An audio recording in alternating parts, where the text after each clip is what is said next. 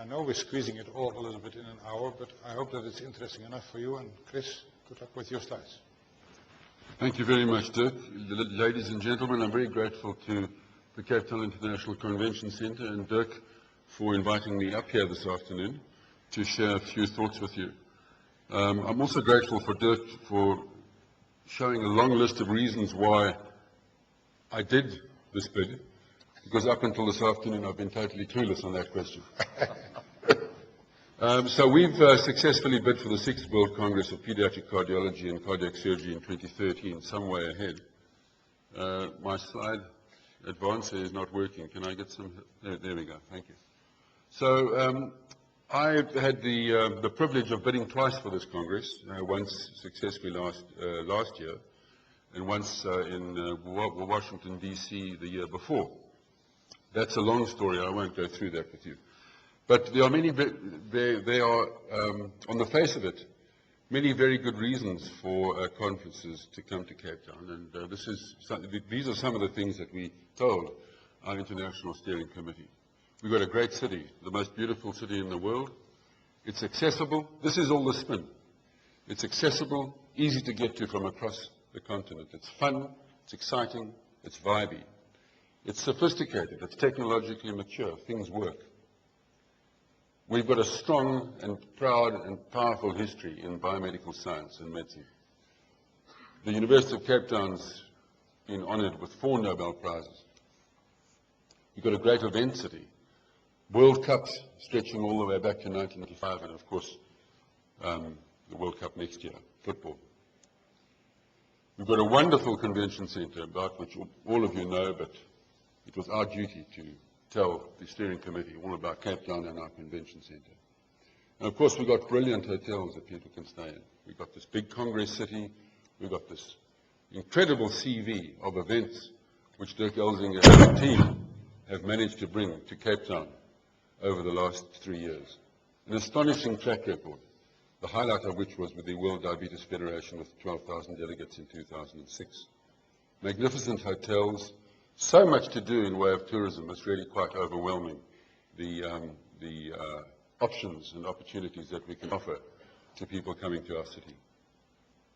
And of course, our conference takes place on between the 17th and the 22nd of February 2013.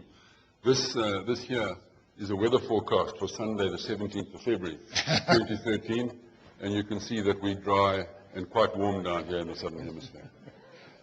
So it should actually be easy. This should be a really easy thing, but it's not. And we won by the narrowest possible margin. And some of the reasons, I think there are a lot of reasons for that, and really the exercise is to explore what those reasons are.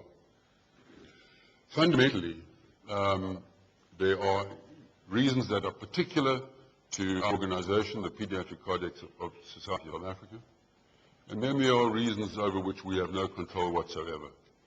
The Pediatric Cardiac Societies of South Africa, of which I was the president for the previous 4 years, is a small group of surgeons and cardiologists. And let's give you an example of that. Boston Children's Hospital in the United States is the premier institution, probably, arguably, in that country. It's located in Boston, obviously, and it's Harvard University's Children's Hospital. Now, there are more pediatric cardiologists at the Boston Children's Hospital than there are in the whole of sub-Saharan Africa. So we're a very small group, very, very small group, and that's, in international terms, that's a problem, and that requires some work. The other reasons are external. We are a developing country, and much of our country is characterized by this, and people live in deprivation, and they live in poverty, and as a consequence, issues of economic disempowerment are paramount when it comes to dealing with people who are going to shift their congresses to our city and to our country. Justice Madala spoke this morning very eloquently about people's concerns about our democratic transition, our short democratic history, and those issues are relevant when you're dealing with international societies. And of course, Gerard has just spoken about crime, and crime is the consequence of economic deprivation and poverty. And those things we have to address very adequately and as eloquently as we can. What made the difference?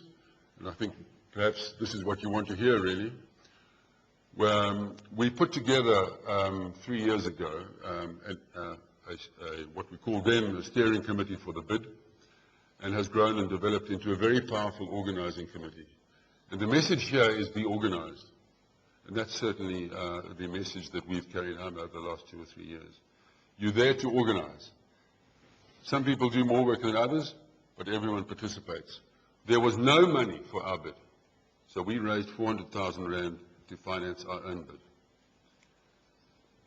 And then build partnerships, and Dirk has alluded to this, and partnerships are especially important for a small group like ourselves. So we went around the universities, we went around the professional bodies in South Africa, we went public sector, private sector, we went to the Medical Research Council and the South African Heart Association.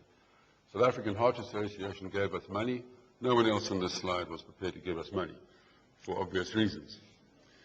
International partnerships are important. There's a Pan-African Cardiac Society, there's the World Society of Pediatric and Congenital Heart Surgery, and the Pediatric Cardiac Intensive Care Society, and we networked with them and built a body of support, at least for our bid. And then, of course, many people will say that this is a bit of an anachronism, build political partnerships, because they're not necessarily that loyal, and things can change. And things have changed remarkably just in the year. Alderman Helen Zille used to be the mayor of Cape Town, and she now has Ibrahim Rasool's job as the premier of the government of the West Cape. I think that this message was a very important message to the steering committee, but one can debate that at length. The issue of how to respond to people's questions about safety, security, are extraordinarily important, and I think that the 2 words come to mind when faced with questions about safety, and those are honesty and integrity. No amount of spin, in my mind, can get over the harsh facts and the evidence that Gerard has alluded to.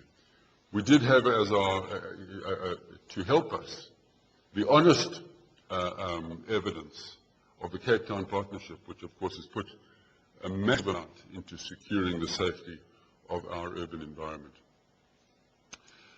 So these are some of the things that we've done, and I'd like to share with you. Partnership, honesty, integrity are, in my view, the most important. And I'd just say tribute here also to our world body, our local societies, PASCAR, which is our African society, and then the 2 destination marketing groups. I'm not sure if we're using the right terminology, but Cape Town Tourism and Cape Town Routes Unlimited. Cape Town Tourism for Cape Town Routes Unlimited for the Western Cape. Thank you very much. Chris.